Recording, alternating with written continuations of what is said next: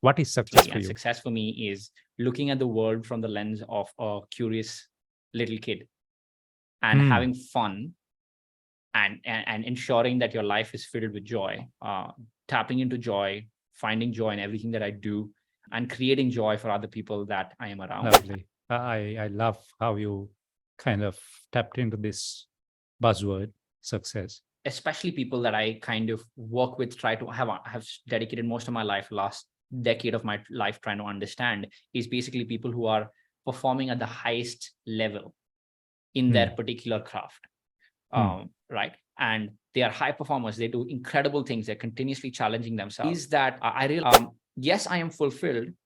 At the same time, I am seeking the next thing that can take me to the next level. And that level is not driven by money. That's not driven by, wealth. That's not driven by, a status or a position or none of these things. But it's a new level. I call it, the word I use in my life is called baseline. How can I take myself, how can I upgrade and take a certain aspect of my life to a new baseline? Because the process of taking my life to a new baseline creates joy.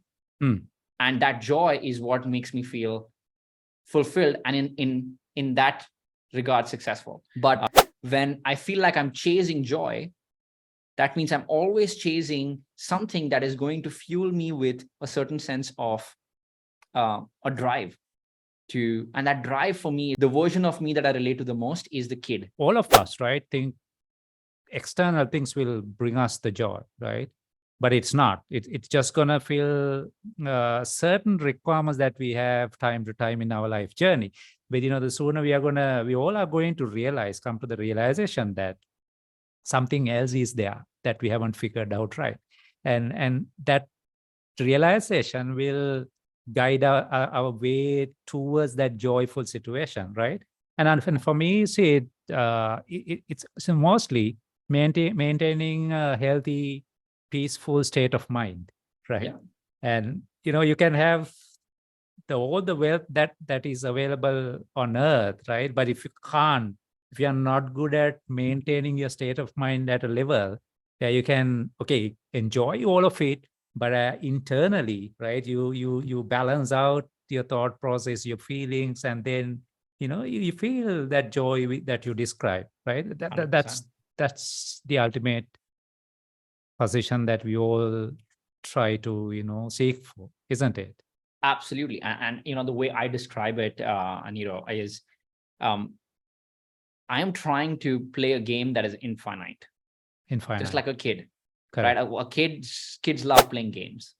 Right. And it's the games that they play that gives them joy. I remember me being a kid, right? My happiest time, like I used to just look forward to games as kids. And growing up after that, ever since we, at every stage of our life when we are growing up, we do play games, but the games that we are taught to play are finite games. Right? They have a clear winner or loser. That if for someone to win, another person needs to lose. There is a certain time period after which the game ends. The game ends when the players, when the time runs out and the players have to stop playing. Whereas I ask myself, if games are what give me joy, then how can I play a game that never ends? And what are those games in life that never end? And that I can continuously find new baselines to keep playing them, right? Coaching for me is one such game. I don't see any point where I say, I've made it. Because coaching for me is an infinite game where there is no clear point where I can say I'm done. Because nobody can say that, because the point of that, the coaching as a game for me is that how can I continuously keep creating value for other people while improving and learning from how I'm doing that for other people and improving myself. And that is an infinite process, right? Parenting, like you would agree, is an infinite process. At no point can you say that it's ended, done. Right? It's done, right? Relationships is an infinite game because you can never say that there is no more room for my relationship to grow better. There is always room. Always. Right? So all of these are games that are infinite because there's no specific time period. but also the game never ends. It's just that your time playing it ends. Because your time on the planet playing that game is finite. So in the finite time that you are spending to play these games, whether it's the game of, let's say, coaching in my case, relationships, health is another example, right? Are you playing it with as much joy as possible? That for me is my ultimate lens for looking at everything that I do right now. Does it feel like play? And does it add joy into my life? If the answer to both of these are yes, then I know I'm on to playing a game that is going to be infinite. Lovely. Superb stuff. Yeah. Thank you. Yeah. So with this, it's definitely wisdom. I call it wisdom, right? So, I wouldn't hear the same from everyone that I would speak in my life, right? So thank you for bringing up such great insights, Sid. Thank you. Yeah. So with that, let's move on to one of the game changers, right? Yeah. Now, in this materialistic world, we have materials, we have something else. Yeah. You put everything that you see and you can touch together and call it materialistic stuff, right? But there's this magical substance that you can't touch that can change the entire universe, right? If it's used right. That is, for me, is the mind. Buddha said, the mind is the front runner of everything that is done. That is what controls everything around us. Next question is, if a person wants to break through, reach the highest potential possible individually, what should be the mindset? If you want to just summarize, okay, this is what that mindset should be. What is it? So first of all, let's ask ourselves, what is a breakthrough, right? Right. Before we ask ourselves, what's the mindset for a breakthrough? A breakthrough is something where you feel like you are stuck in a particular place where you feel stagnant, where you feel like you're not moving, where you feel like it's been like this for way too long. And this could be in any area of your life. It could be in any area of your business, right? And a breakthrough is really when you're able to move out of that feeling of stuckness and move from it being something being stagnant to something gets moving, something becomes dynamic. From something becoming still, something starts moving. That's really how I see what breakthrough, the process of a breakthrough is. And one of the things that I've tried to study is what really creates breakthroughs, because that's really the thing that really gets me going. Because as a coach, what I'm trying to do is create breakthroughs for the highest performing entrepreneurs or creative visionaries that I work with out there, or other coaches that I work with, right? Now, the thing that I've realized is the first thing that someone who's designing a breakthrough for themselves requires is they need to be open enough to ask for help. Right. Because the thing about a breakthrough is the reason why you're not able to break through is because that area that you feel stuck in is very often in your own blind spot. And everyone has one. Blind spot is that part of your eye where your eye cannot see anything in that spot, right? Everyone has it, whether they like it or not.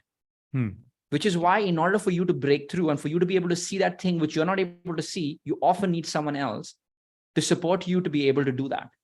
Right. So the first ingredient is, when you want to break through something, be open enough to ask for help.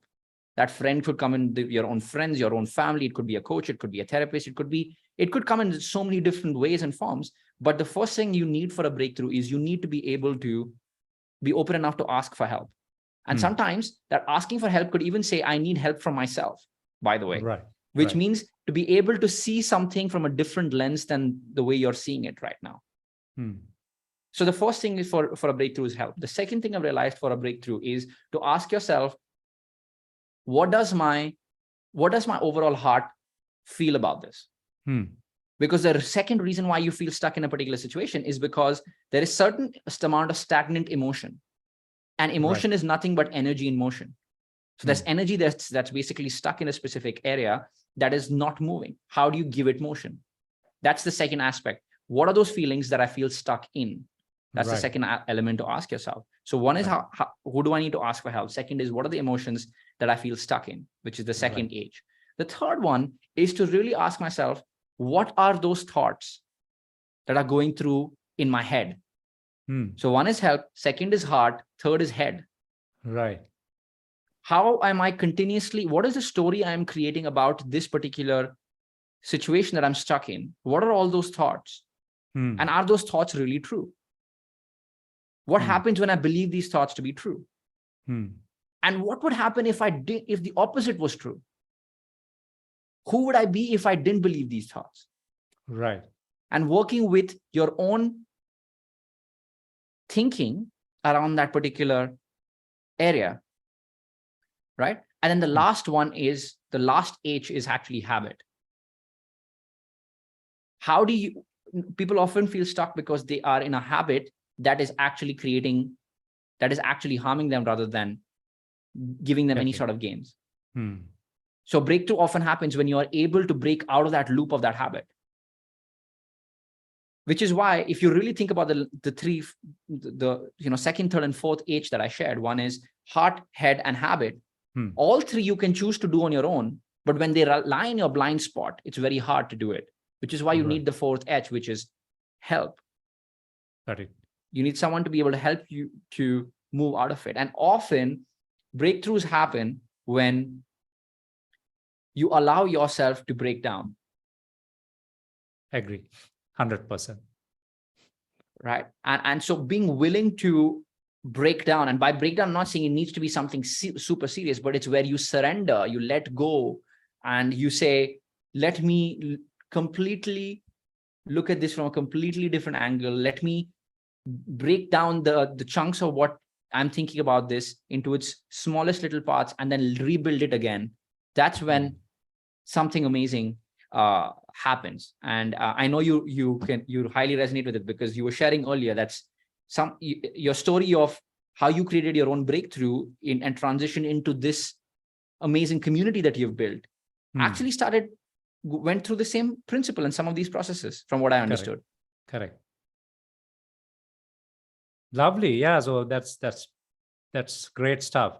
Yeah. So I mean, just to resonate a bit further on what the last point you said, right? One thing that I truly believe, no breakthrough will happen when you're just happy and you're in your comfort zone, because then you don't feel like adjusting or changing anything that you do, right? But the moment you hit a major obstacle, tragedy in your life, that is when it demands more strategy and, the thinking process to function better, right? So, I think in this journey, Sid, what happens is, I think a lot of people get basically go backward. They're not, as you said, right? They're not willing to break down, let themselves break down. They feel like, they're just gonna die if that happens, right? And that is kind of the end of the tunnel kind of thinking, right? But those who are ready to just let go their ego, their the statuses, even the job, right? And those are the guys who will see what is up, what is next, right? And if you just stop it and then no, I'm not gonna give up this job, I want this, and you could stay there, right? But you're not gonna go any further. But the moment you say, hey, let me just throw it, right? You let it go, right? And then start exploring what else there for you, right? And I personally said, several times in my lifetimes, I'm 40 plus now, several times, right?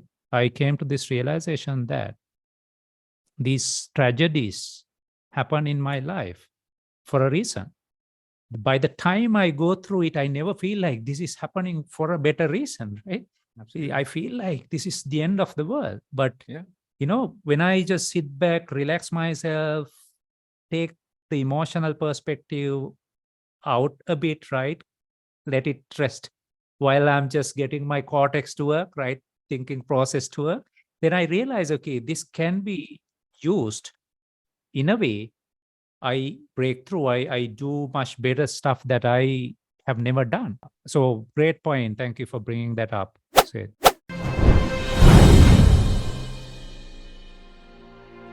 This is the Agile Wisdom Podcast. The greatest breakdowns actually lead to your biggest breakthroughs. And I've seen that happen time and again. And you were asking me, Niro, before this, what's the mindset? If this is what a breakthrough is, right? And if these are the ingredients of a breakthrough, which is, help, asking where your heart is, knowing where your head is, and basically finding out what is the habit that you need to create, either to shift these things or to create a new one. What's the mindset, you asked, right? Correct. What's the mindset to design a breakthrough? And, I run something called every quarter. I take a very small group of people, nothing more than 10 entrepreneurs, creative visionaries. And these are all people from completely different industries. Right. And I run something called a breakthrough weekend. Oh, yeah, I have seen that. So a breakthrough weekend is basically designed for a series of experiences that leads people to find and create their own breakthroughs. And the inspiration for this was actually when I was watching a documentary on Netflix called, Inside Bill's Brain. It's actually about Bill Gates. Okay. Right? And it's basically exploring Bill Gates' mindset. The whole documentary is about that, right? How he built his companies, how, his tools, practices. And there was one thing that they shared on that documentary that really caught my attention. Right. And they said, whenever, Bill Gates attributes most of his genius ideas that led to Microsoft and all the other stuff that he's built, from Gates Foundation, everything that he comes up with, he attributes most of them to this one ritual that he used to do consistently. And that ritual was, he called it Think Week.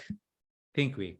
And a Think Week was where he would basically disappear from his work, from his family, from everyone else, go to his private island, right? And only thing that he would have with him is a bag full of books. Right. And no one could reach him unless it was something that was a absolutely life and death situation. And this whole week, all he would do is he would spend time reading, journaling, reflecting, clearing his mind, getting clarity of thought, and really tapping into his own body and his own mind. And he would come out of that fresh with ideas, new perspectives, new ways of thinking, new ways to do things. And I said, wow, isn't that absolutely fantastic? How many of us today find the time to actually disconnect from everything that we are doing to actually go ahead and create what we really want? If Bill Gates can find the time to do that, I'm sure so do most of us, right? The only difference is Bill Gates did that with books. I said, what if I do that not just with books, but with actual human people, human connection, human perspectives? And so that's what I do at the Breakthrough Weekend. And one of the biggest mindsets that I speak about there to create a breakthrough is, most people think in order to create a breakthrough, you need confidence. I have heard it as well. Most people think that the confidence is a starting point. What I've realized through my personal experience and through experience of everyone I've led people through their own breakthroughs is, the biggest ingredient mindset for a breakthrough is actually commitment. It's actually to actually take a big enough amount of commitment on any area of your life, whatever that would be. If it is health, what is the biggest commitment you can take on, right? If it is relationships, what is that? If it is your business, what's the commitment? And the interesting thing here is that commitment should be something that excites you a lot, but it also scares you a little. Because that's when you know you're operating in that level, which is outside of your zone of comfort. And it's those commitments that actually get you in a place where you have to draw on courage. You have to draw on courage from a reservoir or from a well of, places to be able to say, I have taken on this commitment. I have no idea how I'm going to do it, but